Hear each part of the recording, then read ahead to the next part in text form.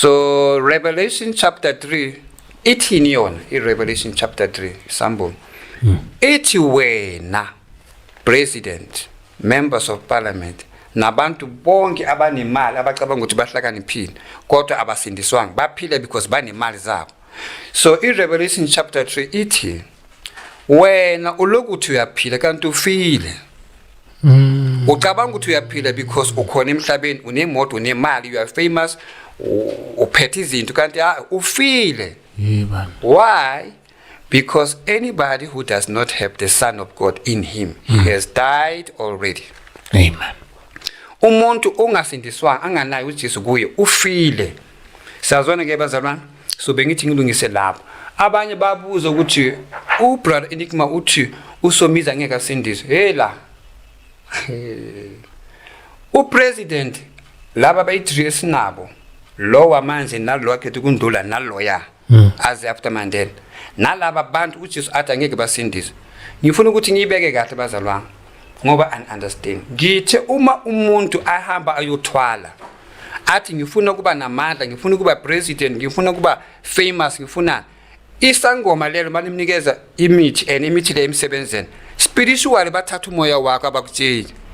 So uma unikezwe lento lekade uyifuna uba rich, uba nama business, uba angithi manje you are famous, uyaqula njengalo aqula ingoma athi Jerusalem.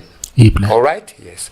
So bayaqula bayenzani usathana ubanikile lento lekade bayifuna spiritually uthatha umoya wakho kodwa bazi. So uJesu athi angeke asindiswe lo muntu ngoba umoya wakhe sekaphane ngawo. Angithi wabo unikezela usathana wamnikeza fame le ayifunayo, wamnikeza ama position la awafunayo. Sinabo management abaningi abo manager emsebenzini makavele manager sonke siyamsaba une dignity bathwele labantu. So i position lekathi ayifuna uyitholile but in the spiritual world umoya wakho uhambile inakazi. That means uzoba rich ngoba i position le uzoyithola with a good qualification kodwa abanye bayithola ngokuthwala. Ukuthi bakhethe igama lakhe. So ke uJesu athi labantu laba angeke basindiswe. Ngiyabatshela ukuthi ngiyaphinda bazalwane. Uma uJesu athi abantu angeke basindiswe, angeke basindiswe. uJesu uyazi ukuthi wayasho kanjani. So abantu bona bayaphikisa. That's why the Bible ithi mawufika endlini le ubashumeza ngoJesu, if abafuna ukuthatha uJesu phuma lapho hamba ushake impahla zakho. uJesu usho kanjani in the Bible. Wenza njani brother? Angithi ungenile lapho wabashumeza house to house ngoJesu bathi akuna Jesu akunento enjalo. So iBhayibheli ithi uJesu bekakhuluma nabafundisi athi if abafuna ukuaccept then phuma kulomuzi loyo. Mawufika ngaphandle thinta icathulo zakho isho kanjani iBhayibheli ithi phuma kubo. That means bafile spiritual ngeke basasindiswe ngoba umusa ufikile kubo bona they don't accept it.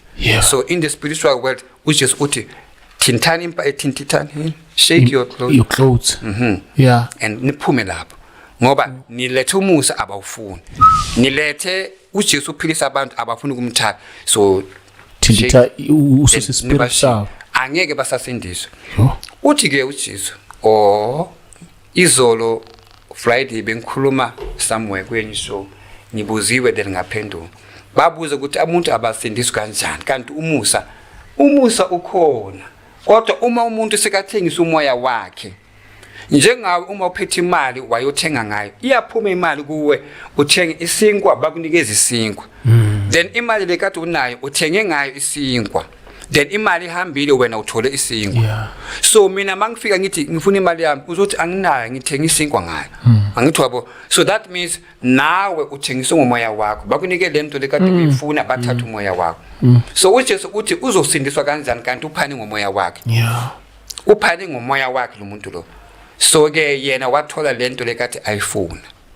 Ufuna iposition so uyitholile. Kunabantu abaningi mawungene ku YouTube baya confess bathi hey ngihambile ngayothwala ngaba nemali eziningi manje nayo inyoka le isefuna ukulala nabantwana bami manje base bafuna ukusindiswa ngithi and manje badoma ngani babalekela from which doctor to another which doctor abayi kuJesu wabona ukuthi balahlekile abayi kuJesu bayo vuma izono basindiswa. Manje ke ngiyabuza ke izolo mabangibuza kule interview ngibuza lo kade interview ngithi kuyi president uma afuna ukungena ezulwini uJesu uthi angeke asindiswe kodwa there's one chance if afuna ukusindiswa fanele ukuthi aphane ngento zakhe lezi asithontshile in the country. Awu. If utshontshe imali makaphane ngayo mayisuke kuye.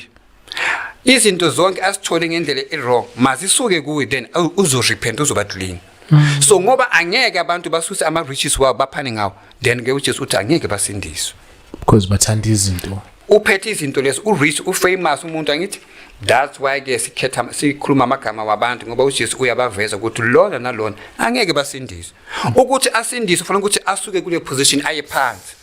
So ubani ukuyimillionaire ana 2 million or 3 million and we telling ngendlela engekho right athi manje ngifuna uJesu wathi phana ngale mali yakho ke unikeza abantu bampofu then uze kimi sihambe uza khona lo muntu ngeke bathi phana ngale moto zakho iziteni lezi ezinkulu nikeza umfundisi loya othengisa le moto imali yakho uyinikeza abantu bampofu uza khona na so wabona ukuthi abantu angeke basindiswe uJesu athi laba angeke basindi bathengisa umoya wabo they love the world so ke it's like that.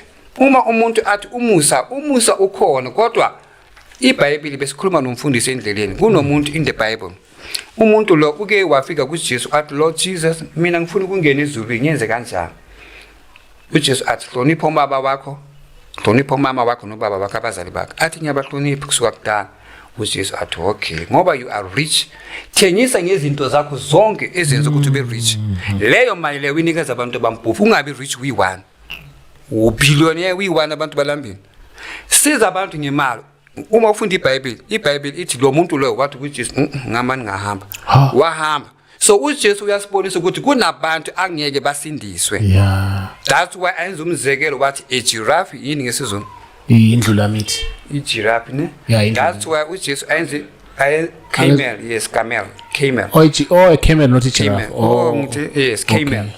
So uJesu uyenza iexample ngejiraffe athi inaliti lesithunga ngayo inembobo encane kodwa uJesu uthi ijiraffe mayifuna ukungena ezulwini izongena ngale mbobo le ifuna ukungena ezulwini kodwa imbobo encane bekasenzela umzekelo uJesu ukuthi ukungena ezulwini is not easy camel inde kodwa ufuna ukungena ezulwini umnyango omncane iyafuna kuyafaka angithi wabo because ifuna ukungena ezulwini so lo puthi lo uJesu kuyakade akhuluma naye la in the Bible uJesu wathi kuye thengisa ngemali yakho nezinto zakho ama-business wakho ngale mali eningi siza abantu abampofu washiya uJesu lapho wahamba wathi never why he loves the world so uyabona ukuthi kunabantu angeke baphenduke uyayibona le ndaba le so abantu bathi umusa ukhona kodwa phana ngalezi zinto lezi zakho lezi uthatha isiphambano uhambe noJesu abafuni ngoba uowner Spar uowner Shoprite uowner what ezakhe urich but unemoto ezi10 we1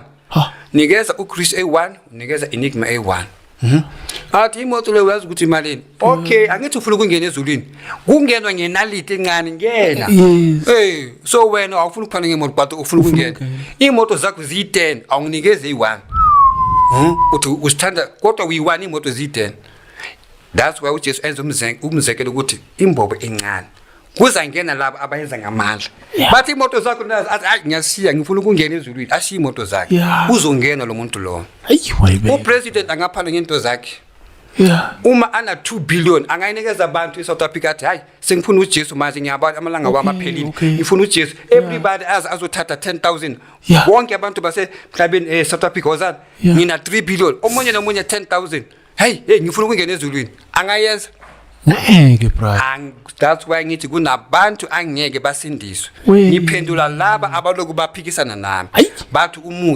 umusa ukhona kodwa abantu bawushiye uJesu ubuza lo baba athi thengisa ngento zakho uze ungilandele washiya uJesu wathi ngabani inkulu amabhizinisi wami nginama taxi wami ngisebenzele kanzima so ke washiya uJesu walapho uJesu athi ngiyabona ukuthi kunzima ungena ezulwini sazwana ke all right